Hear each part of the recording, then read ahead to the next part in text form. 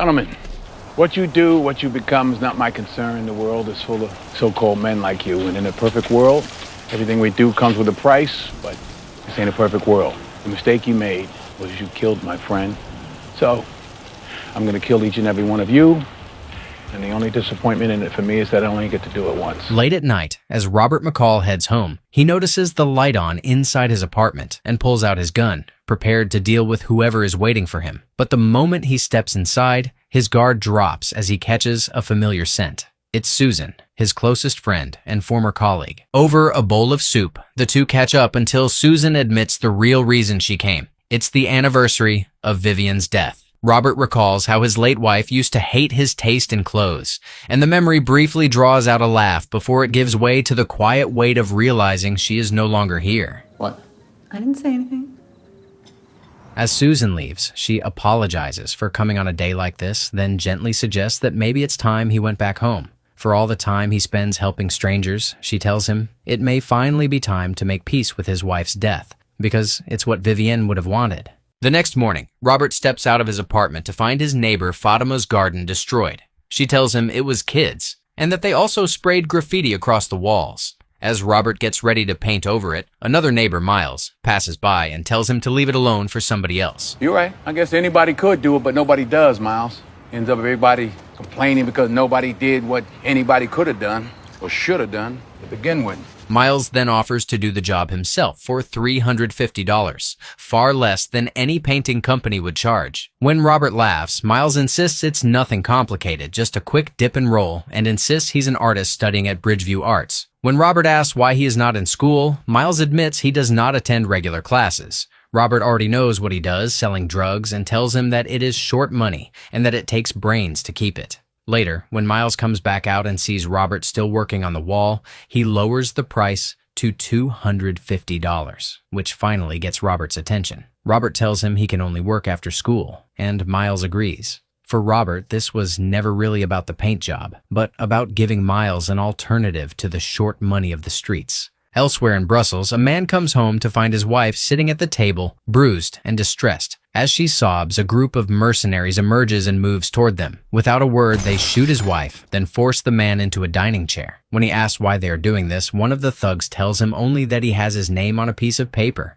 and that is all that matters. Then he puts his meat in the man's mouth and pulls the trigger. Local authorities quickly label it a double murder-suicide, but because the dead man was a DIA asset, Susan is assigned to investigate. She asks her colleague Dave York to accompany her to Brussels, and once they arrive, she immediately notices a strange powder on the table. Along with other inconsistencies, it gives her the impression that this was a professional hit. As the investigation continues, Dave tells her that the data recovered from the dead asset's hard drive has just come back. But Susan says they can discuss it on the plane the next day and heads for the lift to go up to their rooms. However, as she opens the door to her room, two men ambush her and begin brutally throwing her around while demanding to know where their money is. Despite her age and MILF status, Susan fights back hard and even manages to stab one of them in the leg. But she is outnumbered, and once the men lock the room door, whatever follows is left unseen. Meanwhile, back in Boston, Robert watches as Miles paints the wall.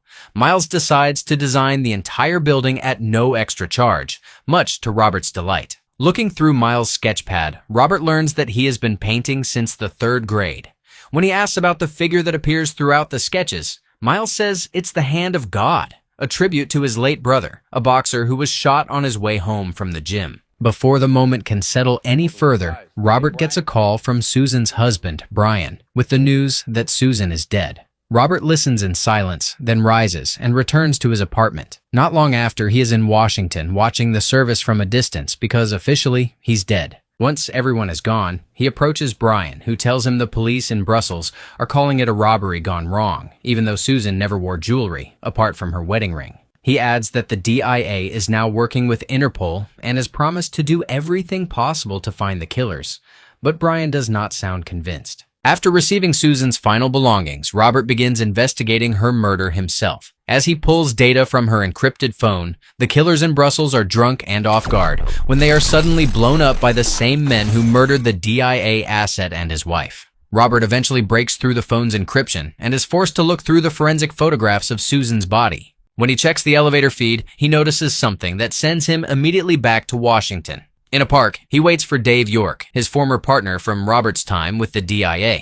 Dave recalls the hotel collapse where Robert was presumed dead and admits he grieved for a long time afterward. Robert apologizes for not telling him sooner that he was alive. Dave then says he is sorry about Robert's wife, Vivian, and asks whether he is still staying at the beach house, but Robert says he is not. He then explains what he found in the elevator footage. Susan never pressed the button for her floor because the men had already pressed it. They already knew where she was going. When Robert asks whether the agency has found them, Dave says they only found pieces of them after the explosion in their apartment, likely the work of someone cleaning up loose ends. From there, Robert brings out Susan's autopsy report and points to the stab wound beneath her lower third rib, a highly specific close-quarters killing technique that tells him this was a professional hit, not a robbery. Something else went on in that room. Mac, whatever it is, whatever you need, I'm in. Adam, Same mud. same blood. Later, Robert watches a group of thugs pull up and sees Miles leave with them, abandoning the paint job. At the same time, he continues digging into the double murder-suicide Susan had been investigating. As he studies the forensic photos from the scene, he mentally reconstructs the room and concludes that it was most likely staged as a suicide. He calls Dave and tells him that even though the DIA asset was right-handed, his wife was killed by someone left-handed, which means another person had to be in that room. Dave adds that the powder residue Susan noticed came from a latex glove and that 20,000 euros were found in the robber's flat, suggesting those men were set up. Robert says that if this had been an enemy trying to send a message, there would have been no reason to stage it. Susan, he believes, was close to figuring out who else had been in that room, and that is what connects the two cases. Then he tells Dave he will contact him again when he knows more. As Robert continues investigating, he notices that Miles still has not come back after leaving with the thugs. He picks up his gun and heads to a trap house. Once inside, he quickly takes down the first thug he sees, then rides the elevator up and dispatches two more with surgical precision before moving deeper into the building. In the living room, the thugs are pressuring Miles to kill the people responsible for his brother's death that very night. As they urge him to empty the entire magazine into them, Robert suddenly enters with two sausages trained on the room. Then he orders the thugs to stay seated and instructs Miles to come with him. Who's this nigga? I'm your father. Your mama just didn't tell you. Nice. After they leave, one of the battered men stumbles in, and the others are left in stunned disbelief, asking who that ninja was. Outside, Miles knocks Robert's hands away and demands to know whether he understands where they are. When Robert asks why he does not stick to drawing and painting, Miles says that would not put food on his mother's table or pay the bills. Robert then presses the gun into his hands and tells him to start with him if he wants to catch his first body, saying it only takes 5 pounds of pressure on the trigger. When Miles cannot do it, Robert takes the gun back and tells him this is what happens when you deal with liars. See what happens when you deal with a liar? Huh? You see what happens when you deal with a liar? I lied to your little punk ass. Now I'm gonna kill you. What do you see when you look at me? Tell me. You better give me a right answer to what you see when you look at me. Killer, what you see, yummy? You don't know. Oh no. Man ain't spelled G-U-N, son. You got a chance, and I want to hear about your environment, what your mama didn't give you, and the white man won't give you no shot. You got a chance. You have no idea what death is. Make a decision. All right. Hey, yo, Mr. McCall. Why me? Why not you? But why me? Let's find out together. Later, as Robert cooks in his kitchen, Miles comes to the door and tells him he has finished painting the wall before stepping inside for a drink. Looking around at the kitchen walls, Miles says that for a plate of that food, he could paint them too for $115. Robert agrees, but only on the condition that Miles reads a book he gives him. Later, during his day job as a Lyft driver, Robert picks up a passenger who claims he is heading to the airport for his daughter's 5th birthday. But Robert quickly senses that something is wrong and deliberately drives in the opposite direction. When the man fails to notice, Robert points out that they have been heading away from the airport for the past 3 minutes. That is when the passenger pulls a knife. Robert responds by swerving the car hard and accelerating, using the movement of the vehicle to throw the man off balance while fighting him inside the cabin. The man eventually pulls a gun as well, but Robert is still able to overpower and kill him, while the car spins through a series of violent turns. Afterwards, Robert takes the man's phone and burns the car, effectively ending his time as a Lyft driver. Apart from driving for Lyft and before Susan's death, Robert had continued living the quiet life he had built around helping people in need. On a train bound for Istanbul, dressed as a devout Muslim man, he locked eyes with a little girl before following a Turkish man into the bar car. He made small talk first, then revealed who he was really looking for: an abusive man who had kidnapped his own daughter and taken her away from her American mother just to punish her. When the man warned that looking for someone like that would be dangerous, Robert said he would at least give him a chance to stop, reconsider, and imagine the worst thing that could ever happen to him. The man then got up and sent his men to kill him, but Robert stayed calm, started his watch, read the room in an instant, and eliminated all three with the same ruthless precision, using whatever was within reach. Then he approached the man at the back, stopped the watch, and spoke to him about two kinds of pain: pain that hurts and pain that alters. Today, he told him, he got to choose.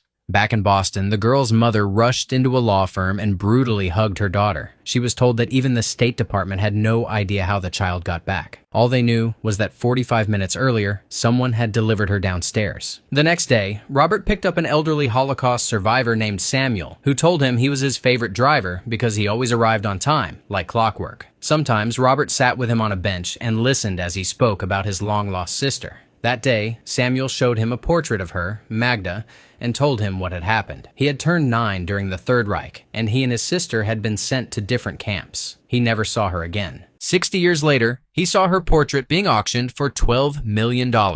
When he brought the case before a judge and said the painting belonged to his sister, the court demanded proof, and now he believed he finally had it. After Samuel finished telling the story, a man from the residence came to bring him back inside and told Robert he had tried to help him years earlier. Samuel, he said, had been claiming for a long time that he could prove the painting was his sister's, but he had nothing concrete. No records, no bill of sale, only repeated trips back to court to hear the same answer, perhaps because it gave him something to hold on to. Later, after driving Samuel home from court, Robert listened as he complained that the judge had barely looked at the evidence. Robert suggested that perhaps the painting seemed so familiar because it was extremely rare. Samuel then showed him the only surviving photograph of Magda and spoke about her again, returning in the end to the same wound. Losing the painting felt like losing her a second time. After that, Robert spent his days driving all kinds of people through the city. A young man on his way to his first job interview, a girl who had just been accepted into her dream university, and, among them, one passenger whose path echoed Robert's own, a man heading to Iraq for his first tour. Robert told him he would be here when he got back. At home, he finished another book, and the next day he went to the bookstore for a new one. There, he saw the little girl he had rescued from the Turkish man. He quietly signaled for her to stay silent while her mother handed him his next book. Robert said this would be the last title on the list, and she told him she hoped he would start another soon. Before leaving, he asked what had happened to the for sale sign, and with a smile toward her daughter, she told him their plans had changed, which clearly pleased him. Later that night, Robert picked up a crying girl who was visibly in pain and being escorted by another man who handed Robert his card. On the drive, Robert took in her torn blouse and her condition, then turned away from her home and drove straight to the hospital instead. Afterward, he returned to the hotel, where 4 young men were waiting, and told them the card had been declined. Shithead, let you hang with us because your daddy's a client. You fuck up the first thing. When they gave him another one, he informed them that he had not taken the girl home at all. He had taken her to the hospital, where they were pumping her stomach that very moment. Once he realized they did not even know her name, Robert said that under normal circumstances, he would have given them a chance to do the right thing, but not tonight. He demanded their cameras, phones, and anything else they had used to record what they had done. One of them moved to lock the door, and as he did, Robert took in the room, started his watch, and responded the moment the first one threw a punch. He dodged, slashed his face with the credit card, and snapped his arm like a biscuit. The second came in next and went down just as fast, left with both a broken arm and a shattered wrist. The third reached him only to have his bones crushed and his neck broken, collapsing to the floor in a heap.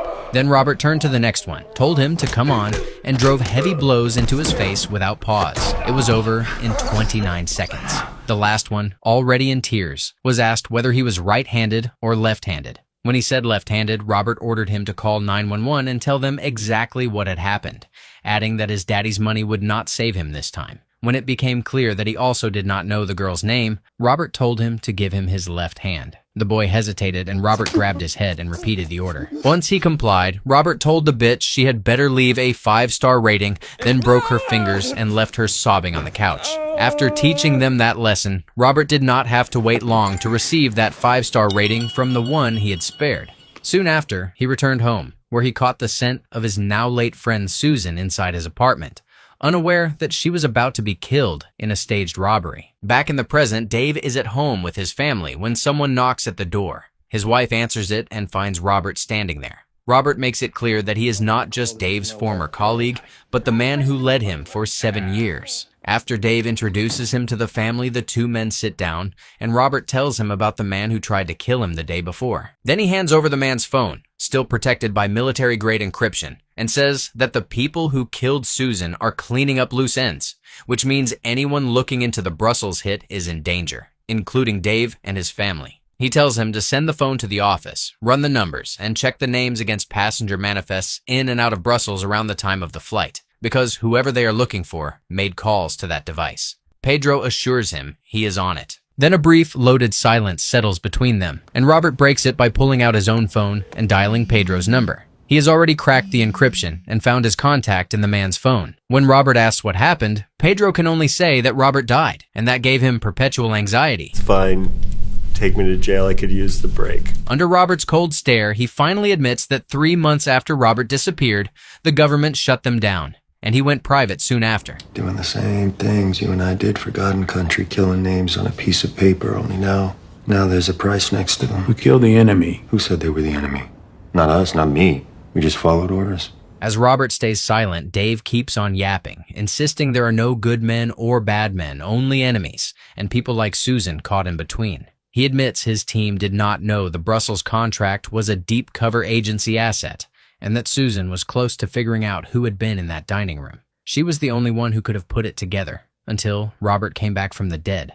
That is when the truth comes out. Dave is the one who delivered the fatal stab wound to Susan. Not long after, Dave lets it slip that everyone from Robert's old unit is part of it now, including Airy, Resnick, and Kovac, then leads him outside to a parked car where the rest of the team is waiting. After telling Robert that none of it is personal, Dave listens as Robert tells him the world is full of men like them, men who believe everything they do will pass without consequence. In a perfect world, he says, all of it would come with a price, but most of the time, it does not. This time, it will. They made the mistake of killing his friend, and because of that, he is going to kill every last one of them. Soon after, Dave's wife comes out of the house to take the children to school. Robert uses the moment to step out of the standoff, asking her for a lift to the station, and as he leaves, he makes sure to finger bang each of the thugs. Absolutely savage from Denzel, threatening a man, then riding with his family while miming the kill is next level menace. 2 of the mercs soon pull up at Susan's husband's place, but Robert gets there first and moves him to safety in a motel. There, he tells him that the men coming for him are the same ones who killed Susan. When Brian asks why, Robert gives him the truth without dressing it up because he is a loose end.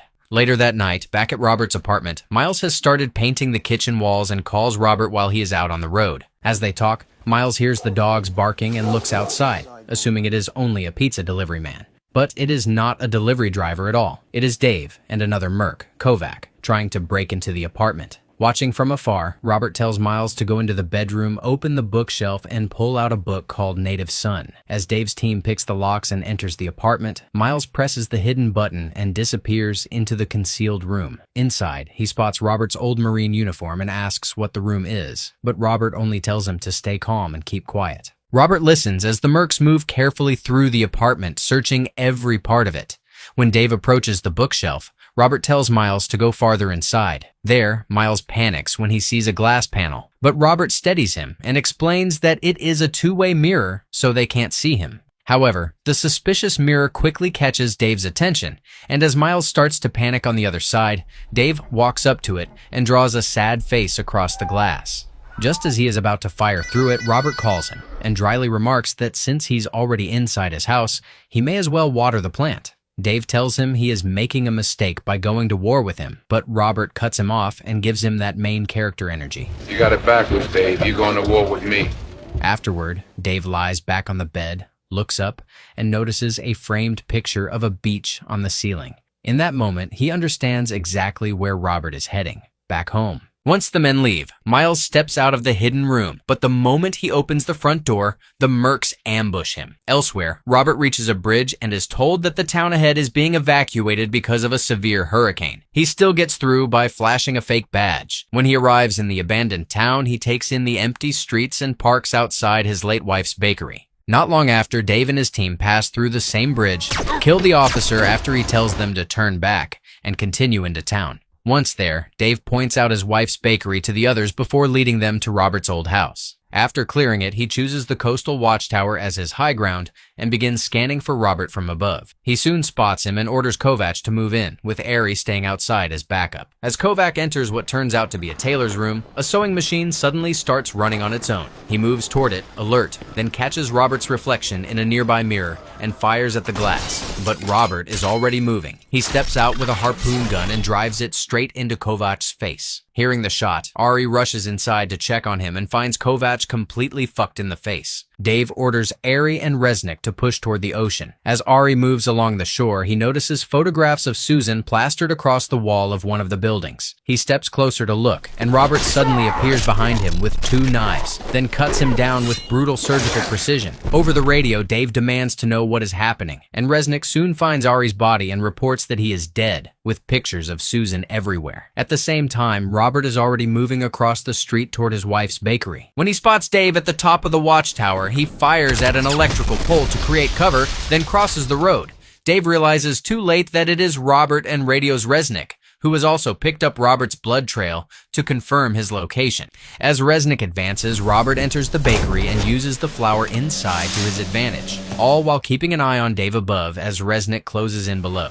Dave orders Resnick to move into the bakery, but as he does, Robert steps back out and fires toward the watchtower. Resnick soon throws a flash grenade into the building, but the suspended flour in the air ignites instantly, and the blast throws him backward. From above, Dave fails to land a shot on Robert and calls out to Resnick, only to realize moments later that he is also fucked on the ground. That is when Robert comes over the radio and tells him that no one is left now but the 2 of them. But Dave does not retreat. Instead, he reveals the contingency plan he came with. Miles is tied up in the trunk of a car, struggling to get free, and Dave fires into it, telling Robert he took a chance that the boy meant something to him. I'll make it simple. Step out, show yourself, and I won't kill the kid. Then, with the wind rising around them, he keeps firing into the car, remarking that it makes things interesting as he deliberately sends shots into the side mirror and the taillight. He tells Robert he has 2 more rounds left and that the last one is going straight through the middle of the trunk. Inside, Miles panics as Dave prepares to finish it, but just as he lines up the final shot, Robert fires into the rear tire at exactly the right moment, throwing off Dave's aim and forcing the shot wide. As Robert closes in on the watchtower, Dave starts crashing out. He keeps shouting into the storm until a violent gust of wind knocks him to the floor, drawing a cry of pain from him as he scrambles back up. Then, the washed-up fighter yells that Robert could not save his wife, could not save Susan,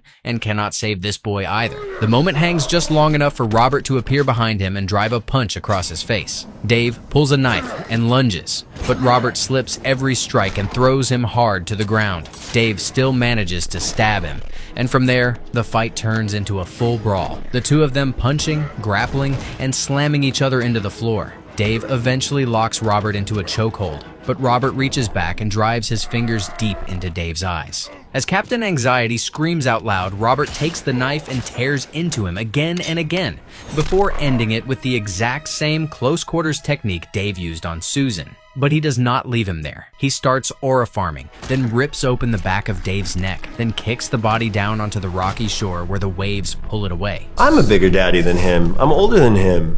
Although he's a real daddy, he's got kids and I don't. But daddy is a state of mind, you know what I'm saying?